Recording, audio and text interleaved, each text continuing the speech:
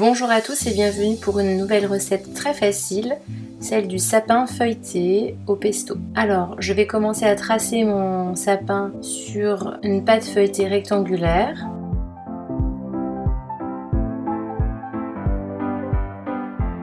Je vais recouvrir mon sapin de sauce pesto et je n'hésite pas à en mettre beaucoup pour éviter que mon feuilleté ne soit trop sec. Voilà, donc j'en mets vraiment partout. Ensuite, je vais recouvrir mon sapin d'une autre pâte feuilletée que j'ai retournée de façon à pouvoir tracer à nouveau le même sapin puisque je me sers du gabarit du premier. Je conserve bien la pâte feuilletée qu'il me reste car j'en ferai des petites formes qui viendront décorer le sapin. Je vais maintenant placer un repère au centre du sapin de façon à pouvoir découper mes franges de chaque côté à la bonne distance. Je les réalise très fines ces petites franges car plus les torsades seront fines, plus joli sera le sapin.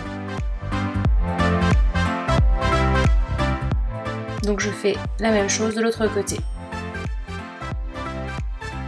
Une fois toutes mes franges découpées, je vais pouvoir torsader de cette façon et on obtient un très joli effet. C'est tout simple, vous voyez.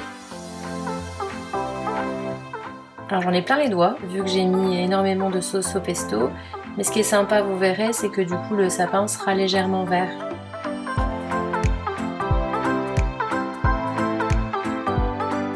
Je vais maintenant le badigeonner d'un jaune d'œuf auquel j'ai rajouté un petit peu d'eau de façon à ce que mon sapin soit bien doré. J'y ajoute des graines de sésame et vous voyez, avec le reste de pâte feuilletée, j'ai pu réaliser une petite étoile que j'ai placée au sommet du sapin. Il vous faudra mettre le feuilleté 15 minutes au four à 180 degrés. Voilà ce que ça donne sur une jolie assiette.